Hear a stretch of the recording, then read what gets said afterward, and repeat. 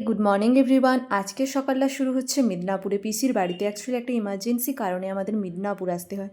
আমার কাকিমার হঠাৎ করে ডেঙ্গি ধরা পড়ে আর কাকিমা মিদনাপুর হসপিটালে অ্যাডমিট আছে। তাই আমরা আছি পিসির বাড়িতে। আর আমার মর্নিং হয়েছে বেলা 10টার সময়, যখন মা সবজি কাটছে। আমি ভিডিও করছি দেখে মা সবজিগুলোকে দেখাতে বলছিল। অনেক কিছুই কেটে ফেলেছে। মিদনাপুরে পিসিমণিদের ফ্ল্যাটে আছি, আর এখান থেকে হসপিটালটা খুবই কাছে।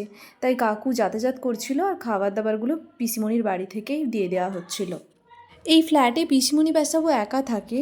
আমার পিসিমণির মেয়ে আর ছেলে ওরা কাজের সূত্রে বাইরেই থাকে।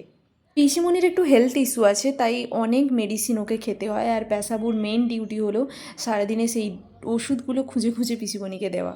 পিসিমণি মেডিসিনগুলো একসাথে গুলিয়ে না ফেলে। আর এখানে দেখো তো টিভিতে একটা সিরিয়াল চলছে। আশা করি কম বেশি তোমরা সকলেই এই সিরিয়ালটা দেখো। বলো তো এটা কোন সিরিয়াল, আমাকে অবশ্যই কমেন্ট করে জানিও। আর তারপর না আমরা বেরিয়ে পড়ি মার্কেটে। কিছু কেনাকাটা ছিল আর প্যাসাবুকে অনেকগুলো মেডিসিন আনতে হতো, সেই জন্য আমরা চলে গেছিলাম। আমিও বাবা আর প্যাসাবুর সাথে গেছিলাম। তারপর মেডিসিন আরও কিনে একটু চাটা খেয়ে আমরা আবার বাড়ি চলে আসি। তারপর বাড়িতে এসে স্নান করে আমি এক গাদা প্র্যাকটিক্যাল নিয়ে বসে গেছিলাম। ভাবো তো, কোথাও রিলেটিভের বাড়িতে গিয়েও একটু শান্তি নেই, সেখানেও আমাকে বিএডের প্র্যাকটিকাম করতে হচ্ছে। এত প্র্যাকটিকাম ছিল।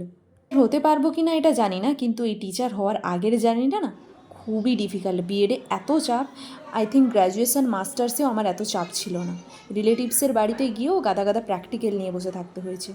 তারপর চান টান করে দেখি এখানে মা আর পিসি রান্নাই সব করে নেখানি আছে। কোথায় রেখেছো? তুমি সেখানে রেখে দিয়েছি। এইগুলো দেখেছিস? দিদিকে মারতে হয়? দিদিকে কি মারতে হয়? কি মেয়েটা না আমার বোন, আমার দিদিকে কাকি কি মারতে হয়? বলো। আমি পড়া শেষ করে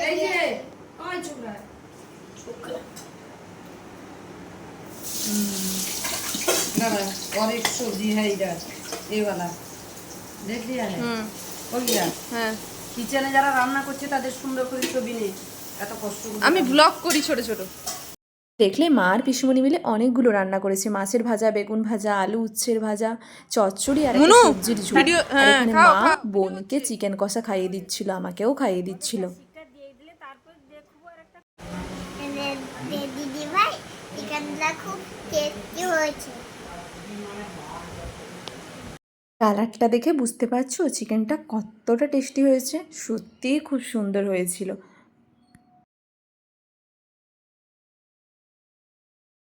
তারপর আমরা সবাই মিলে খেতে বসে যাই। আর কাকু হসপিটাল থেকে এসে গেছিলো। তখন কাকিমা অনেকটাই সুস্থ ছিল, তাই আমরা অনেকটা খুশিও হয়ে গেছিলাম।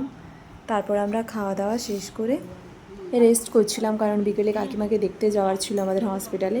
যাই হোক, আমার ভিডিওগুলো তোমাদের কেমন লাগে অবশ্যই চ্যানেলটিকে সাবস্ক্রাইব করে আমার পাশে থেকো। বাই।